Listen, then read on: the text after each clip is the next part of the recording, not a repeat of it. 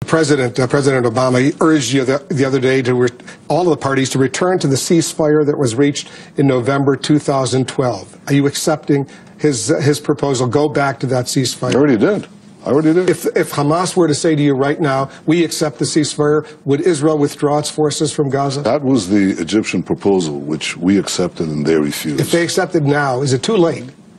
I don't know. I don't want to speak about it being too late. I think the first thing is a cessation of hostilities, but then we'd have to get into... Would Israel withdraw its forces as part of a cessation of hostilities? I believe, first we have to deal with this tunnel business because we're not leaving those tunnels. So you would stay until those tunnels are destroyed? We're doing that right now as we speak. How long is that going to take? It's being done fairly quickly. But I think the important thing right now is not to begin to put terms. I think the important thing is to end the hostilities and then get into a situation where we have a sustainable ceasefire. That means beginning to discuss the demilitarization of Gaza.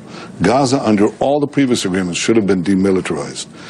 Instead of being demilitarized, it became basically an Iranian-financed and equipped fortress of terror with thousands and thousands of rockets and other weapons being smuggled and developed in it. That has to stop. Those tunnels have to be shut down. I've been here in Israel now for, 10, 11 days, and many Israeli friends have said to me they are deeply concerned about what they see in this rise, this tiny but very violent and dangerous Jewish extremism. And as we saw that with that murder of that young Palestinian boy in the aftermath of those 3 Israeli teenagers who were kidnapped and killed. How concerned are you about this? Because that police report that came out on that murder of that you've read that. That was awful. Well, here's the difference. We don't glorify these killers. We apprehended them in three days after that tragic killing, immediately put them in custody. We're putting them on trial. They'll serve a good chunk of their lives in jail. That's what we do with the killers. We don't name public squares after them. We don't glorify them. We don't educate our people, our children, in suicide kindergarten camps, as happens in the Palestinian side. And you should see what Hamas is educating them to. No peace, no two-state solution, nothing, just jihad.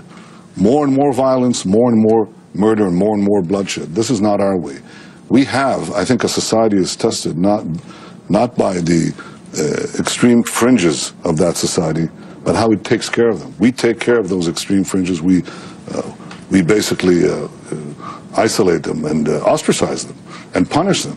I think what you see in Palestinian society, but especially in Gaza, is that these people are lionized. And the worst thing that I see, the worst thing, is that they use their children, they use their civilians. They don't give any thought about them. I mean, the Hamas leaders are divided into 2. Those who are in underground bunkers in Gaza, they don't care. Let the people there, with the Rocketeers and with the attack tunnels, let them die as Israel tries to surgically take them out. But they're safe underground, the military leaders. And then they've got the political leader, this guy Khalid Mashal. He's roaming around 5-star hotel suites in the Gulf states, having the time of his life while he's deliberately putting his people as fodder for this horrible terrorist war that they're conducting against us.